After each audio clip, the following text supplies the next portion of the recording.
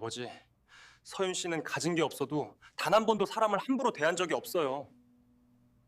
내가 틀렸구나. 돈이면 다 된다고 믿었던 한 남자가 있었습니다. 평생 단 한 번도 자신의 기준을 의심해 본 적이 없었죠. 그런데 어느 날 아들의 한마디가 그의 인생을 뒤흔듭니다. 가진 게 없는데도 단 한 번도 사람을 함부로 대한 적이 없습니다. 그 순간 굳게 닫혀있던 한 아버지의 마음이 천천히 열리기 시작했습니다. 오늘 이야기, 느티나무 아래 작은 국수집에서 시작됩니다.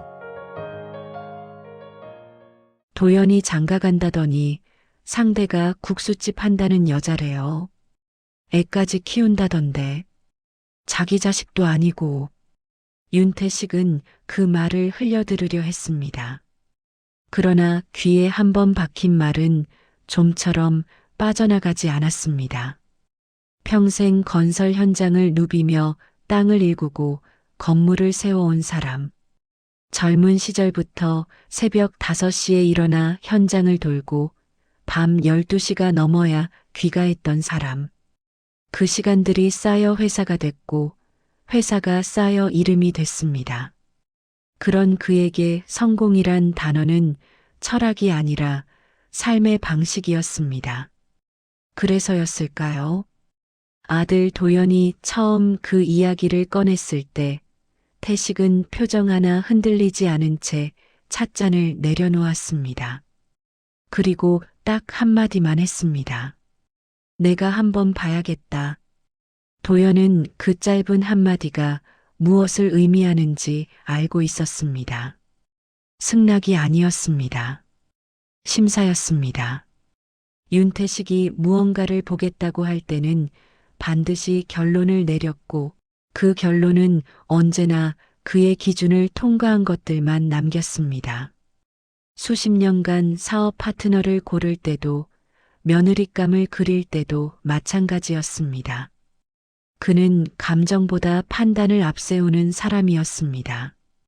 경기도 어느 소읍의 골목 안쪽, 태식이 찾아간 그 국수집은 그의 예상보다 훨씬 작았습니다. 낡은 나무 간판에는 서윤네 국수라고만 적혀 있었고 페인트가 살짝 벗겨진 문틀 옆으로 작은 화분 2개가 놓여 있었습니다. 민들레와 이름 모를 작은 풀. 누군가 정성껏 물을 줬을 것이 분명했지만 화려하거나 과시하려는 기색은 전혀 없었습니다. 태식은 잠시 그 앞에 서서 안을 들여다봤습니다. 점심시간이 조금 지난 오후였음에도 테이블 67개 가운데 절반 가까이 손님이 앉아 있었습니다.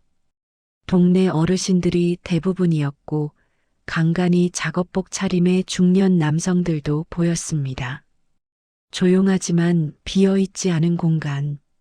오래된 냄비에서 우러나오는 것 같은 구수한 육수 냄새가 골목 바깥까지 번져 있었습니다. 태식은 평범한 잠바 차림으로 문을 열고 들어섰습니다. 은퇴한 사업가의 흔적 따위는 찾아볼 수 없도록 차림새에 특별히 신경을 썼습니다. 그가 원한 건 꾸며진 모습이 아니라 아무도 주목하지 않는 일상 속에서의 진짜 모습이었습니다. 50년 가까이 사람을 봐온 그는 알고 있었습니다. 사람의 본색은 무대 위가 아니라 아무도 보지 않는다고 생각할 때 드러난다는 것을. 자리에 앉자마자 주방 쪽에서 인기척이 났습니다. 그리고 곧 그녀가 나왔습니다. 한서윤. 사진으로 한번 본 적이 있었지만 실제로 보는 건 처음이었습니다. 앞치마를 두르고 머리를 단정하게 묶은 채 손에는 물컵과 메뉴판을 들고 있었습니다. 특별히 꾸민 구석은 없었지만 단정했고 피곤할 법한 오후였지만 얼굴에는 무게가 얹혀 있지 않았습니다. 손님 하나하나에게 눈을 맞추며 다가오는 걸음걸이가 서두르지 않으면서도 느리지 않았습니다. 태식 앞에 물을 놓으면서 그녀가 말했습니다. 국수 드시러 오셨어요? 오늘 멸치 육수 새로 뽑았는데 맑은 거 드실지 매운 거 드실지 말씀해 주시면 맞춰서 내드릴게요. 태식은 짧게 맑은 걸로라고 대답했습니다. 그리고 그녀가 주방으로 돌아가는 뒷모습을 눈으로 쫓았습니다. 국물이 나오는데 그리 오래 걸리지 않았습니다. 하얗고 맑은 국물이 담긴 뚝배기, 그 위로 잘 삶아진 면발과 송송 썬 대파, 김한장이 얹혀 있었습니다. 화려하지 않았습니다. 그런데 이상하게 손이 먼저 나갔습니다. 숟가락을 들어 국물을 한 모금 떠넣는 순간 태식은 눈을 살짝 내리깔았습니다. 오래 끓인 것이 분명했습니다. 멸치 특유의 쓴맛은 어디에도 없었고 짜지 않으면서도 깊은 감칠맛이 목 안쪽으로 천천히 번졌습니다. 요리를 잘 모르는 사람도 이 국물이 대충 만든 게 아니라는 건 알 수 있었습니다. 매일 아침 일찍 나와 육수를 올리지 않으면 낼 수 없는 맛이었습니다. 태식은 말없이 면을 먹으면서 가게 안을 천천히 살폈습니다. 테이블 위에는 계절 따라 꺾어온 듯한 작은 야생화 한 줄기가 작은 유리컵에 꽂혀 있었습니다. 벽에는 메뉴판 하나와 오래된 달력 하나뿐 다른 장식은 없었습니다. 그러나 바닥은 깨끗했고 냅킨 통은 항상 가득 채워져 있었으며 빈 그릇은 금세 치워졌습니다. 어르신 손님 하나가 숟가락을 내려놓으며 중얼거렸습니다. 오늘도 맛있네. 서유는 주방 안에서 들었는지 모르지만 금방 고개를 내밀며 웃었습니다. 말 한마디 없이도 충분히 전달되는 무언가가 있었습니다. 태식은 식사를 마치고 자리에서 일어나면서 계산대 쪽으로 걸었습니다. 서윤이 앞치마 주머니에서 영수증을 꺼내려는 찰나 가게 안쪽 방문 틈새로 기침 소리가 들렸습니다. 작고 얕은 기침이었지만 어린아이의 것이 분명했습니다. 태식의 시선이 자연스럽게 그 방향으로 향했습니다. 서윤의 얼굴에 아주 잠깐 무언가가 스쳤습니다. 걱정인지 안타까움인지 피로인지 정확히 알 수는 없었습니다. 하지만 그 표정은 손님 앞에서 보여주던 환한 얼굴과는 다른 훨씬 더 사적인 감정의 결이었습니다. 그녀는 잠시 귀를 기울이다가 기침 소리가 멎자 다시 태식 쪽으로 시선을 돌리며 영수증을 내밀었습니다. 태식은 지갑을 꺼내 계산을 하면서 아무 말도 하지 않았습니다. 그러나 국수집 문을 나서며 골목 끝에서 한번 멈춰 섰습니다. 등 뒤로 희미하게 육수 냄새가 따라왔습니다. 그는 잠바 주머니에 손을 찔러 넣은 채 한동안 그 자리에 서 있었습니다. 뭔가가 마음에 걸렸습니다. 좋다, 나쁘다로 정리할 수 없는 무언가. 아들 도연이 왜 그 여자를 선택했는지 단번에 이해되지는 않았지만 단번에 부정할 수도 없었습니다. 50평생 사람을 봐온 눈이 이 사람을 아직 다 잊지 못했다고 말하고 있었습니다. 태식은 천천히 걸음을 옮겼습니다. 그리고 속으로 조용히 생각했습니다. 다시 와야겠다고. 이틀 뒤 태식은 다시 그 골목에 섰습니다. 이번에도 특별한 차림새는 아니었습니다. 낡은 등산화에 회색 점퍼, 검은 모자, 어느 소읍에서나 볼 수 있는 은퇴한 노인의 외양이었습니다. 그는 일부러 점심시간대를 피했습니다. 가게가 한산해야 사람을 더 잘 볼 수 있다는 것을 오랜 경험으로 알고 있었기 때문입니다. 오후 2시가 조금 넘은 시각, 국수집 문을 열고 들어서자 손님은 2팀뿐이었습니다. 구석 자리에서 홀로 신문을 펼쳐든 어르신 하나, 그리고 창가에서 나직이 이야기를 나누는 중년 여성 2명. 조용했습니다. 냉장고 돌아가는 소리와 주방에서 간간이 들려오는 그릇 부딪히는 소리만이 공간을 채우고 있었습니다. 서윤은 주방 안에서 뭔가를 정리하고 있다가 문소리를 듣고 고개를 내밀었습니다. 이틀 전과 같은 손님이라는 걸 알아봤는지는 알 수 없었습니다. 그녀는 그저 평소와 똑같이 변함없이 밝은 얼굴로 나왔습니다. 어서 오세요. 앉으세요. 그 짧은 인사가 유독 자연스럽게 들렸습니다. 목소리를 높이거나 꾸미지 않았습니다. 손님을 환영한다는 의미가 말의 크기가 아니라 말을 건네는 방식에 담겨 있었습니다. 태식은 지난번과 다른 자리에 앉았습니다. 이번에는 주방이 더 잘 보이는 쪽이었습니다. 서윤은 또다시 물을 가져다 주며 자연스럽게 물었습니다. 오늘도 맑은 국물로 드릴까요? 태식은 속으로 조금 놀랐습니다. 손님 수십 명을 받으면서도 이틀 전 손님을 기억하고 있다는 것이 그렇게 하지요. 대답하면서 태식은 그녀를 가만히 관찰했습니다. 서윤은 주방과 홀을 오가며 움직였는데 무언가 억지로 분주하게 보이려는 기색이 없었습니다. 해야 할 일을 하고 있는 사람의 동선이었습니다. 효율적이고 조용했습니다. 국수가 나왔습니다. 이번엔 국물 위에 달걀이 반숙으로 하나 올라와 있었습니다. 주문 안 하셨는데. 태식이 말하자 서윤은 웃으며 말했습니다. 단골분들한테는 그냥 드려요.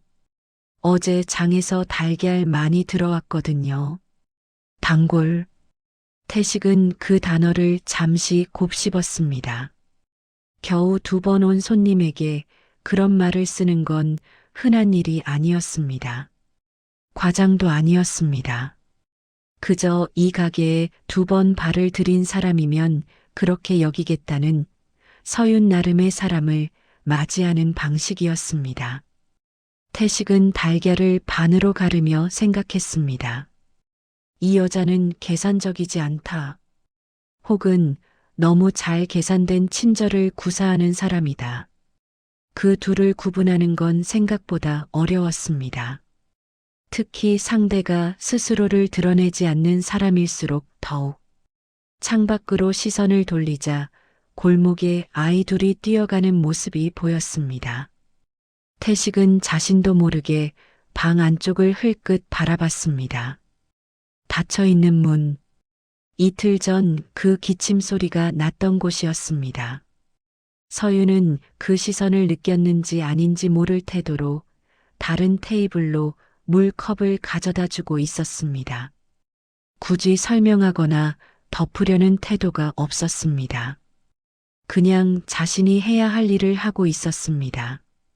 태식은 천천히 면을 먹으면서 생각을 정리하려 했습니다. 그러나 쉽지 않았습니다. 이 여자에 대해 확신 있는 판단을 내리려면 아직 알아야 할 것들이 많았습니다. 국수집은 깔끔했고 음식은 정직했으며 사람을 대하는 태도는 반듯했습니다. 하지만 태식이 진짜로 알고 싶었던 건 그런 표면적인 것들이 아니었습니다. 이 여자가 어떤 무게를 지고 있는가, 그 무게 앞에서 어떻게 서 있는가, 그것이 태식이 알고 싶었던 것이었습니다. 그리고 그 답은 아직 보이지 않았습니다. 계산을 마치고 나오는 길, 태식은 문 옆의 화분을 다시 봤습니다. 민들레 화분에 새로 물을 준 흔적이 있었습니다. 흙이 촉촉하게 젖어 있었고 잎사귀 끝에 작은 물방울이 맺혀 있었습니다. 바빠도 챙기는 것, 작아도 놓지 않는 것. 태식은 말없이 골목을 나섰습니다. 3번째 방문은 태식이 계획한 것이 아니었습니다. 볼 일이 있어 소읍에 들른 날 길을 걷다가 자연스럽게 발이 그 골목으로 향했습니다. 스스로도 의식하지 못한 채 걸음이 먼저였습니다. 그것이 조금 불편했습니다. 자신의 발이 자신의 판단보다 앞서는 일은 태식에게 흔한 일이 아니었기 때문입니다. 그날은 이른 오전이었습니다. 점심 장사를 준비하는 시간대였는지 가게 문은 열려 있었지만 손님은 아직 없었습니다. 안에서 서윤이 뭔가를 써고 있는 소리가 들렸습니다. 태식은 잠깐 망설이다 그냥 문을 열었습니다. 서윤은 주방에서 고개를 내밀며 인사했습니다.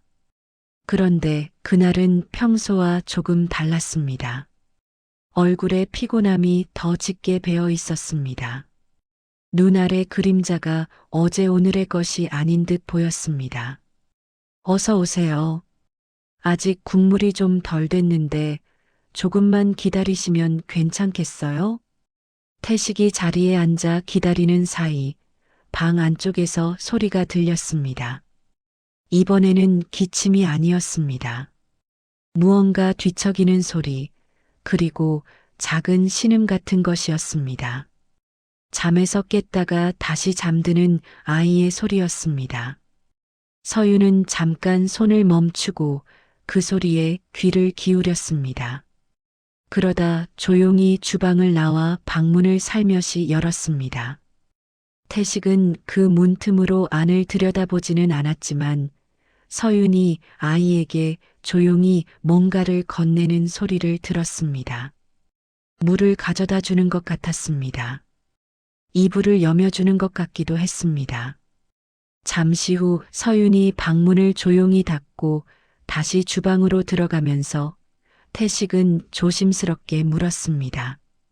아이가 있소? 서윤은 잠깐 멈칫했습니다. 대답을 고르는 것인지 어디서부터 설명해야 할지 고르는 것인지 그리고 곧 담담하게 말했습니다. 조카예요. 동생이 2년 전에 갔거든요. 그 말이 끝나고 짧은 침묵이 흘렀습니다. 태식은 더 묻지 않았고 서윤도 더 말하지 않았습니다. 그녀는 다시 자연스럽게 국물을 저으러 돌아갔습니다. 설명이 필요 없다는 듯이 혹은 설명해봤자 달라지는 것은 없다는 것을 오래전부터 알고 있다는 듯이 태식은 테이블 위에 손을 얹고 앉은 채로 생각했습니다. 동생이 갔다는 것, 그 말이 담고 있는 무게를 그는 알았습니다. 사람이 떠난다는 건 그 사람만 사라지는 것이 아니었습니다. 그 사람이 남기고 간 모든 것들, 그 빈자리, 그 책임들까지 함께 남는 것이었습니다. 국수가 나왔습니다. 서윤은 여느 때처럼 그릇을 내려놓으며 웃었습니다. 하지만 태식은 그 웃음 뒤에 있는 것들이 이전보다 조금 더 보이는 것 같았습니다. 식사 중에 방문이 살며시 열렸습니다. 그리고 작은 얼굴 하나가 문틈 사이로 내다봤습니다. 11살쯤 됐을 아이. 눈이 크고 얼굴에 아직 홍조가 남아있는 것을 보니 열이 있었던 모양이었습니다. 서윤이 얼른 다가가 아이의 이마를 짚으며 낮게 말했습니다. 이리 나오면 안 돼. 감기 덜 나았잖아. 아이는 눈을 껌뻑이며 서윤을 쳐다봤습니다. 그리고 태식을 한번 봤다가 다시 서윤의 얼굴을 봤습니다. 배고파. 단 2글자였습니다. 그런데 서윤은 그 말 하나에 표정이 환해졌습니다. 걱정이 가득하던 얼굴에 반가움이 번졌습니다. 열이 있는 아이가 배가 고프다는 건 나아가고 있다는 신호였을 것입니다. 금방 죽 끓여줄게. 들어가 있어. 아이는 고개를 끄덕이더니 방으로 다시 들어갔습니다. 서윤은 주방으로 돌아가면서 태식 쪽을 향해 짧게 고개를 숙였습니다. 죄송해요. 잠깐요. 태식은 고개를 저었습니다. 그는 남은 국수를 천천히 먹으면서 생각했습니다. 저 아이의 이름은 뭘까? 저 아이는 자신의 상황을 알고 있을까? 어미를 잃은 아이가 새벽에 깨어 이불 속에서 무슨 생각을 할까? 그리고 동시에 생각했습니다. 저 여자는 얼마나 오래 저렇게 살았을까? 가게를 열면서도 국물을 끓이면서도 손님을 웃으며 맞으면서도 방 안에 아이가 있다는 것을 늘 의식하며 살아온 것. 그 무게가 얼마만큼일지 태식은 가늠하려 했습니다. 하지만 쉽게 가늠이 되지 않았습니다. 계산을 마치고 나오는 길, 태식은 처음으로 발걸음이 무겁다는 것을 느꼈습니다. 판단이 흐려지는 게 아니었습니다. 오히려 반대였습니다. 지금까지 3번의 방문으로 알게 된 것들이 머릿속에서 조용히 자리를 잡아가고 있었습니다. 그리고 그 자리가 처음에 그가 생각했던 것과는 조금 달랐습니다. 태식은 그날 저녁 오랜 지인에게 전화를 걸었습니다. 50년 지기인 전직 구청장 출신 친구였습니다. 소읍에 연이 닿아 있는 사람이었습니다. 태식은 돌려 말하지 않았습니다. 이름과 가게 위치를 말하고 조용히 알아봐 달라고 했습니다. 뒷조사라는 표현을 쓰기엔 찜찜했지만 태식은 그것이 아버지로서의 책임이라고 생각했습니다. 아들이 평생을 함께할 사람을 고를 때 적어도 아버지는 그 사람이 어떤 삶을 살아왔는지 알 권리가 있다고 믿었습니다. 사흘 뒤 친구에게서 연락이 왔습니다. 짧게 요약하면 이랬습니다. 한서윤은 20대 중반부터 그 소읍에서 어머니와 함께 작은 식당을 운영했습니다. 어머니가 돌아가신 후 혼자서 가게를 이어받았고 몇 년 전에 시골 국수 전문점으로 업종을 바꿨습니다. 동생은 몇 해 전 갑작스러운 병으로 세상을 떠났으며 조카 강민재는 이후 서윤이 직접 데려와 키우고 있었습니다. 친부는 오래전에 연락이 끊긴 상태였습니다. 태식은 전화를 끊고 잠시 창밖을 바라봤습니다. 어두워진 하늘 아래 도시의 불빛이 점점이 박혀 있었습니다. 그는 그 불빛들을 보면서 생각했습니다. 저 여자는 적어도 3번의 이별을 겪었습니다. 어머니, 동생, 그리고 조카의 아버지. 그것이 어떤 의미인지 태식은 몰랐습니다. 정확히는 알 수 없었습니다. 그가 더 마음에 걸린 것은 다른 부분이었습니다. 서윤이 도연에게 그 이야기를 거의 하지 않았다는 것이었습니다. 두 사람이 만난 지 벌써 1년이 넘었는데도 도연은 아버지에게 서윤의 사정을 제대로 설명한 적이 없었습니다. 나중에 도연에게 조심스럽게 물어보니 그는 이렇게 대답했습니다. 서윤 씨가 먼저 말하고 싶을 때 말하는 사람이라서요. 제가 굳이 묻지 않았어요. 태식은 그 말을 듣고 묘한 기분이 들었습니다. 서윤이 말하지 않은 이유가 뭘까? 부담을 주지 않으려는 것이었을까? 아니면 자신의 사정이 관계에 영향을 줄까봐 두려웠던 것일까? 혹은 그냥 그게 그녀가 살아온 방식이었기 때문일까? 혼자 짊어지는 것이 익숙한 사람. 말하기보다 감내하는 것이 더 자연스러운 사람. 그런 사람이라면 결혼 후에도 쉽게 기대지 않을 것이었습니다. 힘들어도 말하지 않을 것이었고 지쳐도 도움을 요청하지 않을 것이었습니다. 어떤 면에서 그것은 미덕이었습니다. 그러나 또 다른 면에서는 위험이기도 했습니다. 아들 도연이 그 침묵을 감당할 수 있을 것인지, 그 침묵 속에서 서윤이 무너지지 않을 것인지. 태식은 그날 밤 오래 잠을 이루지 못했습니다. 며칠 후 태식은 소읍을 한 번 더 찾았습니다. 이번에는 국수집이 목적지가 아니었습니다. 동네를 천천히 걷다가 시장 입구 쪽에서 서윤의 모습을 우연히 보았습니다. 그녀는 장바구니를 들고 어물전 앞에 서서 주인 아주머니와 뭔가를 흥정하고 있었습니다. 웃으면서 말하고 있었지만 결국 더 저렴한 것을 골랐습니다. 그리고 옆 좌판에서 채소를 고르면서도 같은 방식이었습니다. 따지지 않고 과하게 고르지 않고 딱 필요한 만큼만. 그 모습이 태식의 눈에 오래 남았습니다. 화려함과는 거리가 먼 삶이었습니다. 남에게 기대지 않고 있는 것으로 꾸려가는 삶. 태식은 젊은 시절 자신도 그렇게 살았다는 것을 기억했습니다. 아무것도 없던 시절, 구멍난 운동화를 신고 현장을 돌던 시절. 그때 그는 무엇이 부끄럽지 않았습니다. 그냥 그렇게 사는 것이었으니까. 그런데 언제부터인가 그 시절을 기준으로 사람을 보는 눈이 바뀌어 있었습니다.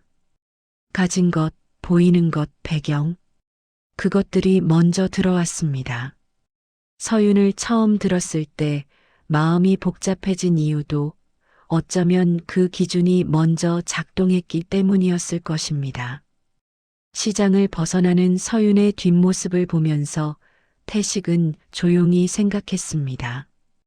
이 여자가 도연에게 부담이 될까라고 처음에 물었습니다. 그런데 지금은 다른 질문이 생겼습니다. 이 여자 곁에서 도연이 어떤 사람이 될까라고. 그 질문은 이전 것보다 훨씬 무게가 달랐습니다. 태식이 다시 국수집을 찾은 날은 평일 오후였습니다. 장사가 끝난 시간이었습니다.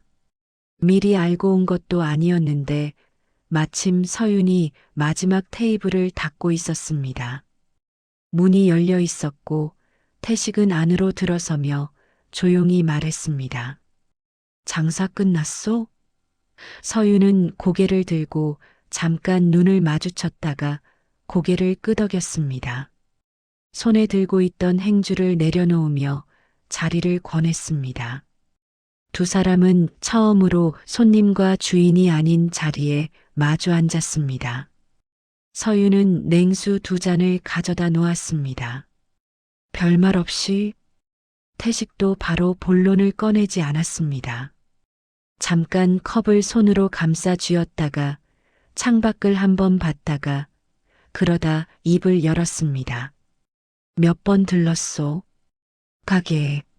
서윤이 조용히 대답했습니다. 알고 있었어요. 태식은 잠시 멈췄습니다. 그 말이 예상 밖이었습니다. 서윤은 표정을 바꾸지 않은 채 말을 이었습니다. 처음 오셨을 때부터요. 도연 씨 얼굴이랑 많이 닮으셨더라고요. 태식은 헛웃음이 나올 뻔했습니다.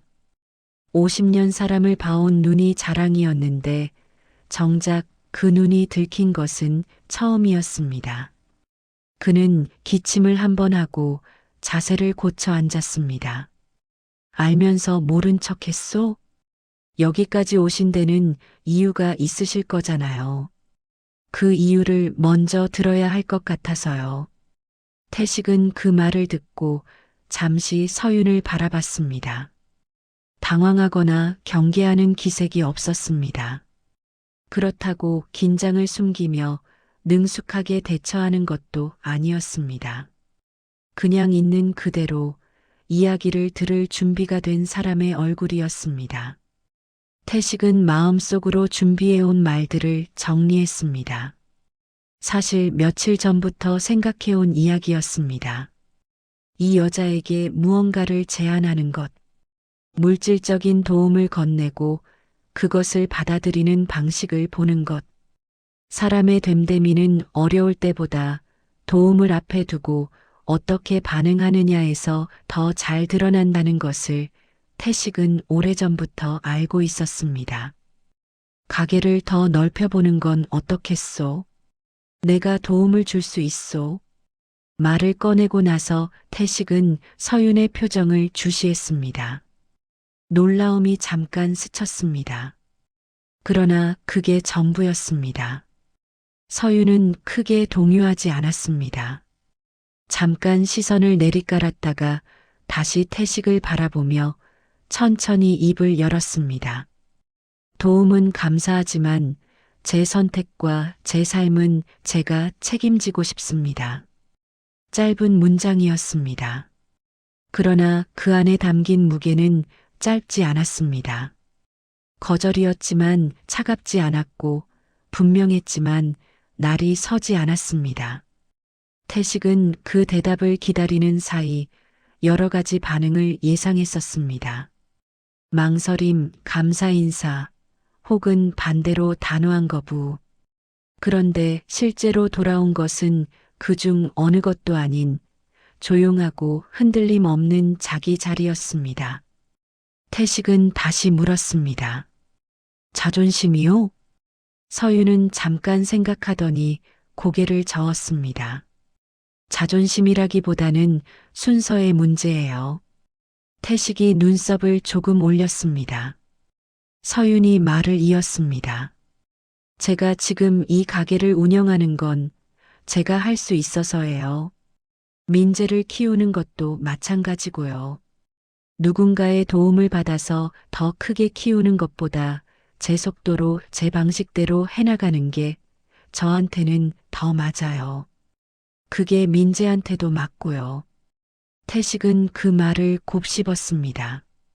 반박할 수 있는 자리가 없었습니다. 논리가 틀린 것이 아니었습니다. 오히려 그 반대였습니다. 서윤은 지금 자신이 원하는 것과 자신이 할 수 있는 것의 경계를 정확하게 알고 있었습니다. 그 경계를 지키는 것이 자존심이 아니라 방식이라고 말하고 있었습니다. 태식은 오랫동안 많은 사람을 만났습니다. 돈 앞에서 태도가 바뀌는 사람, 도움을 받고 나서 관계가 틀어지는 사람, 혹은 필요 이상으로 기대다가 결국 서로를 힘들게 하는 사람. 그 모든 경우를 직접 보고 겪었습니다. 그렇기에 서윤의 이 대답이 어떤 의미를 갖는지 태식은 누구보다 잘 알고 있었습니다. 그러나 마음 한켠으로는 여전히 뭔가가 걸렸습니다. 이 여자가 너무 혼자 감당하려는 건 아닐까? 강한 것처럼 보이지만 그 강함이 어느 날 무너질 때 옆에 아무도 없으면 어쩌려고. 도연이 그 곁에서 진짜로 버텨줄 수 있을까? 아니면 서윤이 끝내 말하지 않아서 도연이 그 무게를 보지 못한 채 지나치게 되는 건 아닐까? 그 걱정은 서윤에 대한 것이기도 했지만 아들에 대한 것이기도 했습니다. 태식은 냉수 컵을 한번 들었다가 내려놓으며 천천히 말했습니다. 알겠소. 더 설득하지 않았습니다. 서윤은 그 말에 가볍게 고개를 숙였습니다. 두 사람 사이에 잠깐의 침묵이 흘렀습니다. 그 침묵이 불편하지 않았습니다. 그게 태식에게는 또 하나의 답이었습니다. 가게를 나오면서 태식은 처음으로 이 여자를 다른 방식으로 생각하기 시작했습니다. 부족한 사람인지 충분한 사람인지를 따지는 것이 아니라 자신이 지금껏 기준으로 삼아온 것들이 이 사람에게는 맞지 않는 잣대일 수도 있다는 것을, 그것이 태식에게는 낯선 생각이었습니다. 그날 저녁 도연이 찾아왔습니다. 태식이 먼저 부른 것이 아니었습니다. 도연은 서윤에게 연락을 받은 것인지 아니면 스스로 느낀 것인지 별다른 설명 없이 아버지의 집 앞에 나타났습니다. 현관문을 열어주면서 태식은 아들의 얼굴을 봤습니다. 오래 생각하고 온 사람의 얼굴이었습니다. 두 사람은 거실 소파에 나란히 앉지 않고 마주보고 앉았습니다. 오래된 습관이었습니다. 태식은 항상 대화할 때 상대의 얼굴을 정면으로 봤습니다. 도연도 그걸 알았고 그래서 자연스럽게 맞은편에 앉았습니다. 한동안 아무도 먼저 말하지 않았습니다. 그러다 도연이 먼저 입을 열었습니다.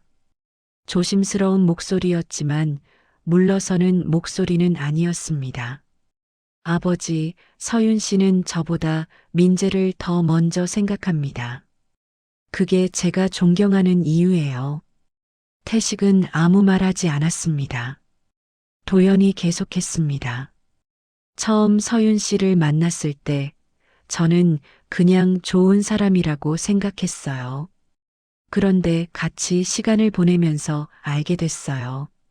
이 사람은 자신이 힘든 상황에서도 먼저 민재 학교를 챙기고 민재 밥을 먼저 차려요. 가게가 힘든 날에도 몸이 안 좋은 날에도요. 그게 억지로 하는 게 아니라는 걸 시간이 지날수록 더 분명하게 알게 됐어요. 태식은 아들의 말을 들으면서 두 손을 무릎 위에 가지런히 올려놓았습니다. 평소 생각이 깊어질 때의 자세였습니다. 민재가 서윤 씨한테 얼마나 기대는지 아세요? 그 애가 밤에 잠을 못 자는 날 서윤 씨는 가게 문을 닫고도 새벽 2시까지 옆에 앉아 있어요. 아무 말 안 해도요. 그냥 거기 있어주는 거예요. 그게 된다는 게 쉬운 일이 아니잖아요. 태식은 그 말을 듣고 창밖으로 시선을 돌렸습니다. 어두운 창에 두 사람의 모습이 희미하게 비쳤습니다. 도연의 이야기는 길지 않았습니다. 그러나 그 안에는 태식이 국수집을 찾아다니며 직접 보고 들으려 했던 것들이 고스란히 담겨 있었습니다. 아들은 이미 알고 있었습니다. 아버지가 보려고 했던 것을 훨씬 오래전부터 훨씬 가까운 자리에서 보고 있었습니다. 태식은 그 사실이 조금 낯뜨거웠습니다. 서윤 씨가 오늘 아버지가 오셨다고 했어요. 그리고 괜찮다고 했어요. 제가 걱정할 것 없다고. 도연은 잠깐 웃었습니다. 그 말 듣고 오히려 더 걱정이 됐어요. 그 사람은 항상 그렇게 말하거든요. 태식은 그 말에서 눈을 들어 아들을 바라봤습니다. 도연의 눈빛에는 염려가 담겨 있었습니다. 서윤을 향한 것이 분명했습니다. 그녀가 너무 괜찮다고 말하는 습관이 도연에게는 오히려 안심이 아니라 걱정으로 돌아오고 있었습니다. 그것이 태식에게는 가장 중요한 장면이었습니다. 아들이 저 여자를 좋아하는 것은 이미 알고 있었습니다. 그런데 지금 보이는 건 그것이 아니었습니다. 도연은 서윤이 괜찮다는 말을 그냥 믿지 않았습니다. 그 말 뒤에 무엇이 있는지를 보려 했습니다. 그 눈이 태식이 아들에게서 처음으로 보는 것이었습니다. 태식은 천천히 말했습니다. 서윤 씨가 너한테 사정 이야기를 잘 안 한다고 했지. 네. 그게 불편하지 않소? 도연은 잠깐 생각했습니다. 불편한 게 아니라 제가 더 잘 들어야 한다는 생각이 들어요. 말하지 않아도 알 수 있게요. 태식은 그 대답에 아무 말을 하지 않았습니다. 다만 눈을 한번 내리깔았다가 다시 들었습니다. 그 짧은 사이에 무언가가 태식의 마음속에서 조용히 자리를 바꿨습니다.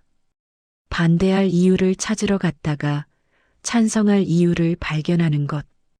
그것은 태식에게 오랜만에 찾아온 감각이었습니다. 무언가를 틀리게 봤다는 것을 인정하는 일이 쉽지는 않았지만 그렇다고 모른 척할 수 있는 성격도 아니었습니다. 도연이 돌아가고 난 뒤 태식은 한참 동안 불을 끄지 않은 채 거실에 앉아 있었습니다. 생각이 많은 밤이었습니다. 그러나 처음 며칠과는 다른 종류의 생각이었습니다.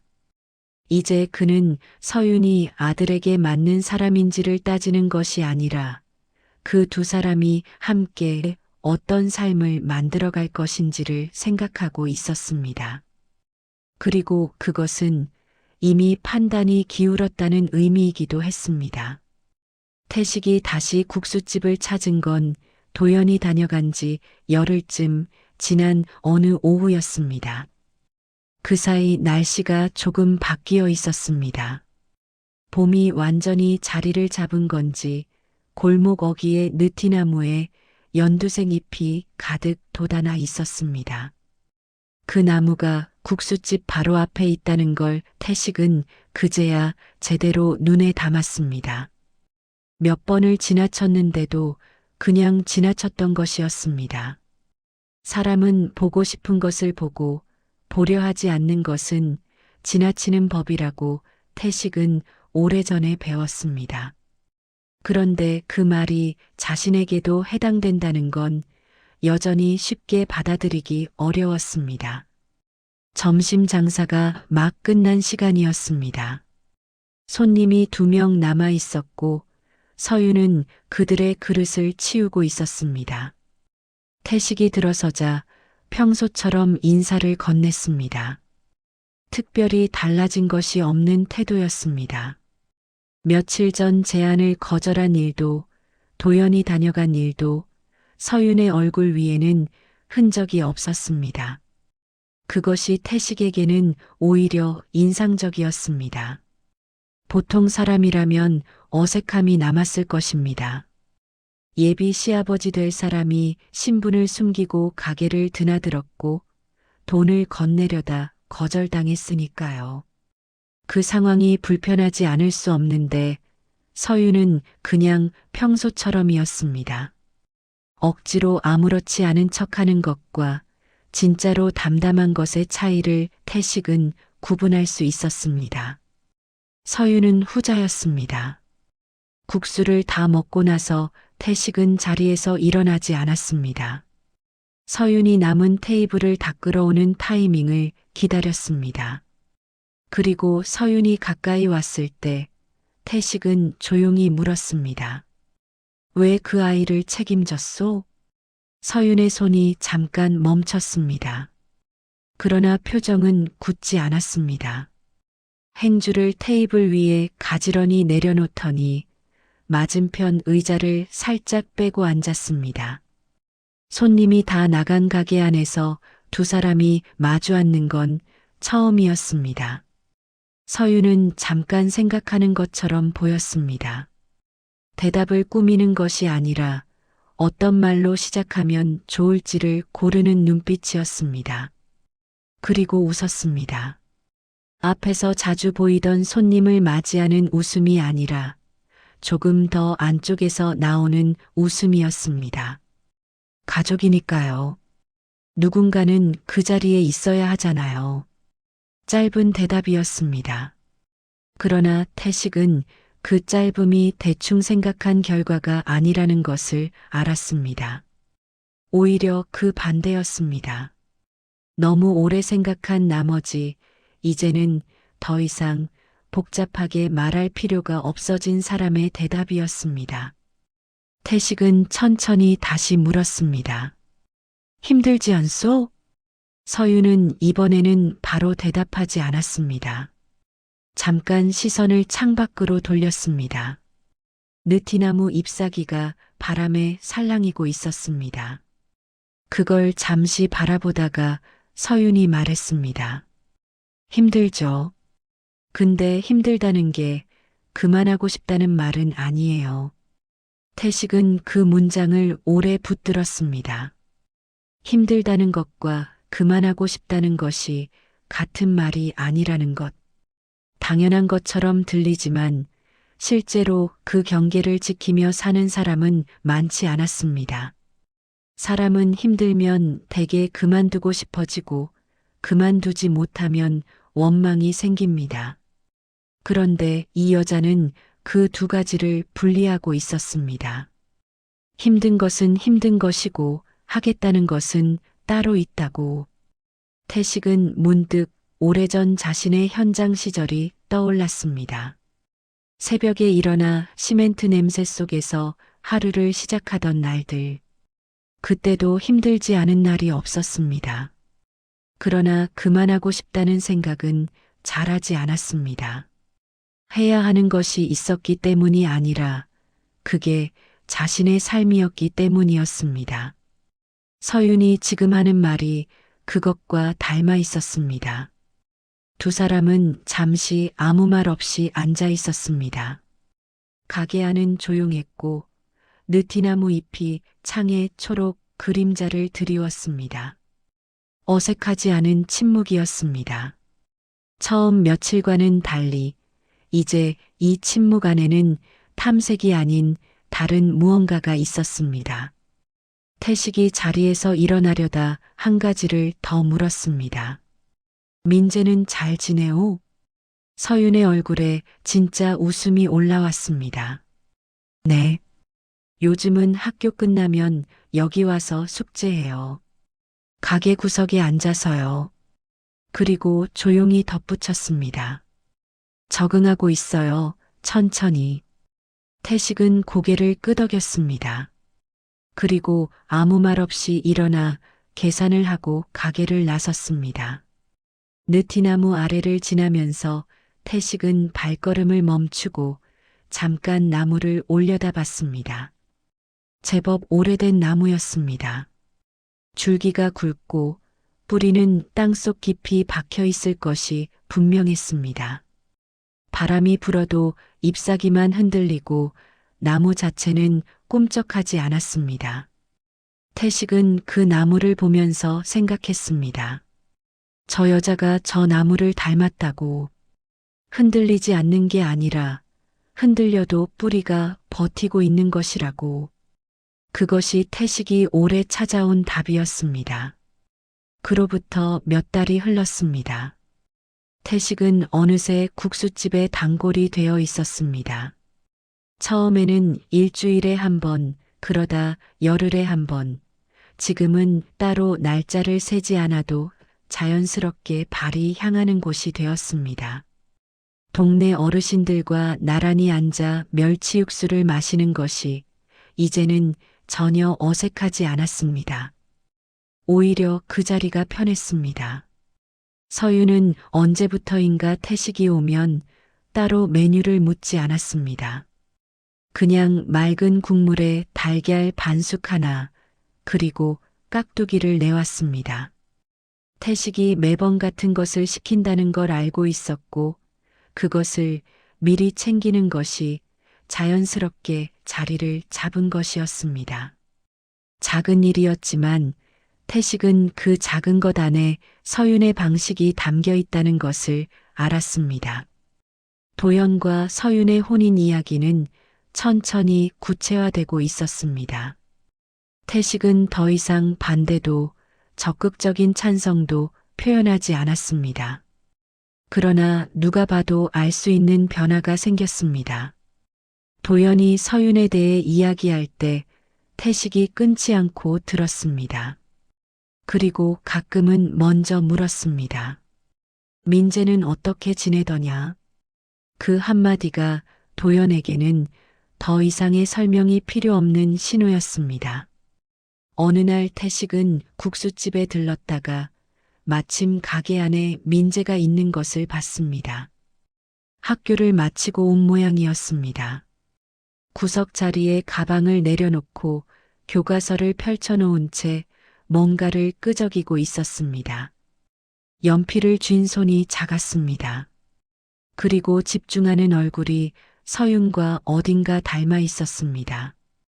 태식은 자신의 자리에 앉아 국수를 먹으면서 그 아이를 가끔 바라봤습니다.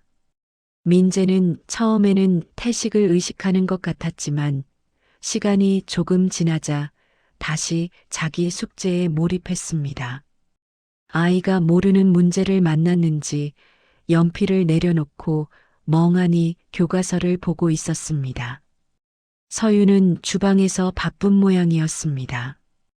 태식은 잠깐 망설이다가 자리에서 일어나 민재 쪽으로 걸어갔습니다. 아이가 고개를 들었습니다.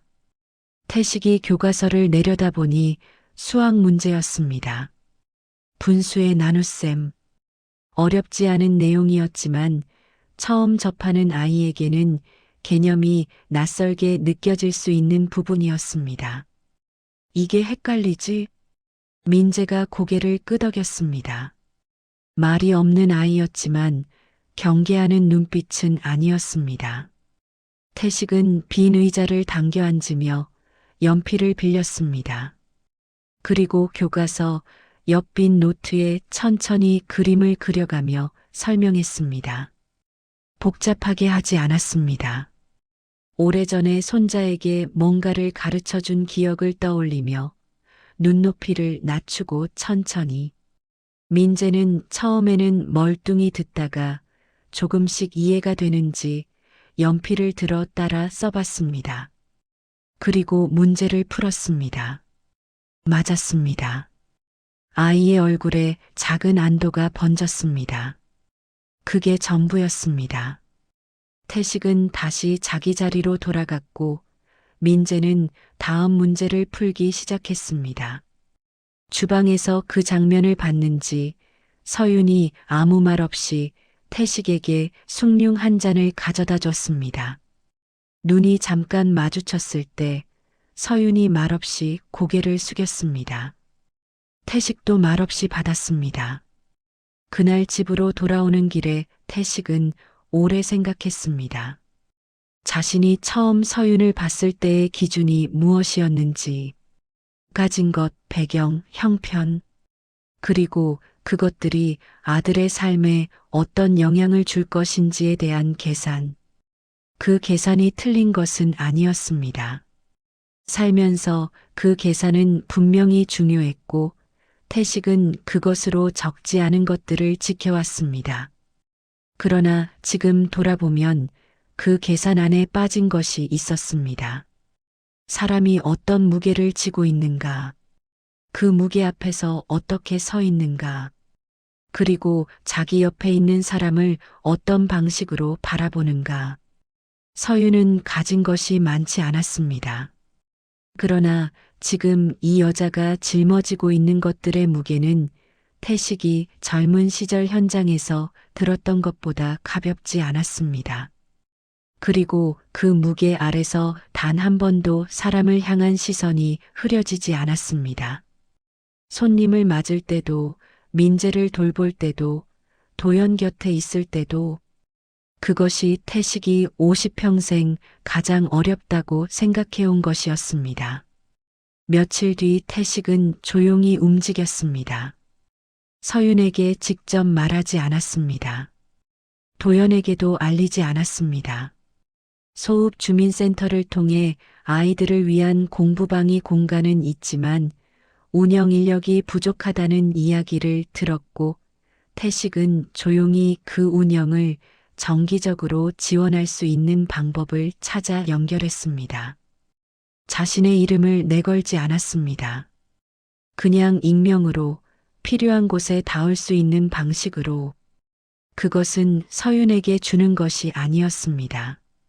민재 같은 아이들이 있는 그 동네에 태식이 할 수 있는 방식으로 조용히 자리를 마련하는 것이었습니다. 그리고 그 뒤로도 태식은 변함없이 국수집을 찾았습니다. 거액을 투자한 것도 가게를 넓혀준 것도 아니었습니다. 그저 단골 자리에 앉아 멸치 육수를 마시고 때로는 민재의 수학 문제를 같이 봐주고 서윤이 숭늉을 내오면 말없이 받아 마셨습니다. 어느 날 오후 태식은 국수 한 그릇을 다 비우고 창밖 느티나무를 바라보다가 속으로 조용히 생각했습니다. 평생 건물을 세우고 회사를 키우고 숫자로 성공을 가늠해 왔습니다. 그게 틀린 삶은 아니었습니다. 그러나 지금 이 작은 국수집 안에서 이 여자가 하루하루 쌓아 올리는 것들을 보면서 태식은 처음으로 다른 종류의 부자를 생각했습니다. 돈으로 살 수 없는 것들을 가진 사람. 지키기 어려운 것들을 지키는 사람. 받지 않아도 주는 사람. 그것이 진짜 부자라는 말을 태식은 살면서 몇 번 들은 적이 있었습니다. 그러나 그 말이 구체적으로 어떤 모습인지는 이제야 알 것 같았습니다. 이 국수집 안에서 멸치 육수 냄새 속에서 느티나무 그림자가 창에 들이우는 오후에 태식은 오래 자리를 지키다 일어섰습니다. 계산을 하면서 서윤과 짧게 눈이 마주쳤습니다. 서윤이 웃었습니다. 늘 그래온 것처럼. 태식도 이번에는 웃었습니다. 처음으로 계산이 아니라 그냥. 가게 문을 나서며 태식은 느티나무 아래를 지났습니다. 바람이 불어 잎사귀가 흔들렸습니다.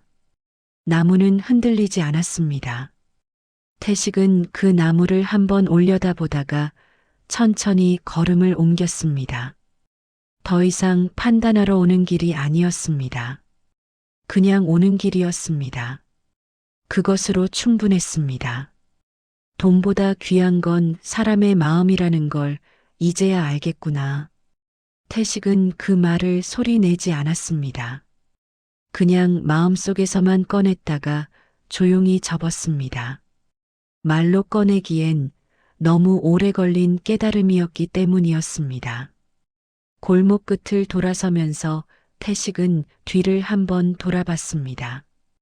국수집 문이 열려 있었고 느티나무 잎이 햇빛을 받아 반짝였으며 가게 안에서는 민재가 구석 자리에 앉아 또 무언가를 쓰고 있었습니다. 태식은 그 장면을 눈에 담았습니다. 오래. 그리고 다시 앞을 보며 걸었습니다.